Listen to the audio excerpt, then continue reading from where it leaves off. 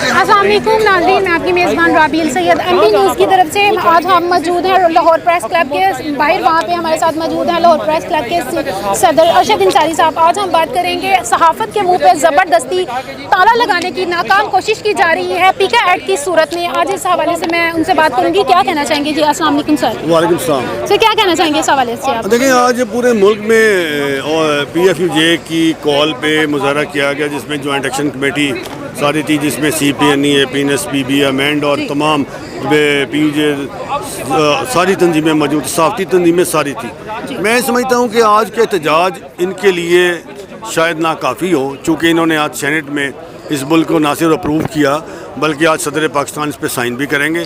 ہم اس کیسے کسی کالے قانون کو نہیں مانتے جس میں آزادی صحافت سلب ہو، جس میں شہری آزادی سلب ہو۔ دیکھیں، بات یہ ہے کہ اس قانون کی گرفت میں سب سے پہلے سوشل میڈیا آئے گا، ڈیجیٹل میڈیا آئے گا، الیکٹرانک میڈیا، اخبار، کسی کو نہیں چھوڑا گیا۔ اس کو نان کوگنیبل افینس ہے، کرائم میں رکھا گیا۔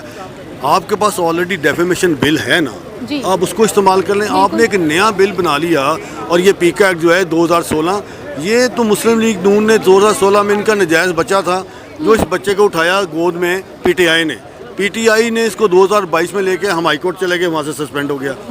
اب یہ دوبارہ انہوں نے امپوز کیا یہ بل کہ یہ ہمیں نکیل ڈالنا چاہتے ہیں۔ تو میں ان کو بتانا چاہتا ہوں کہ ماشاء اللہ کے بڑے دوبارہ ہے، پرویز مشرف تھا، آج ضیاء الحق صاحب تھے، اس دنیا سے دونوں چلے گئے، لیکن انہوں نے جو کچھ یہاں پہ کیا آپ کے سامنے ہے۔ اور یہ جو ہمیں گلا دبانا چاہتے ہیں، میں ان کو آج بتانا چاہتا ہوں، متنبہ کرنا چاہتا ہوں کہ آپ ہماری طرف آئیں گے، آپ خود گر جائیں گے، آپ یہاں نہ آئیں۔ اور ہم انشاءاللہ تعالی آئندہ لائمل جو ہمارا ہوگا وہ ہم سڑکوں پہ ہیں۔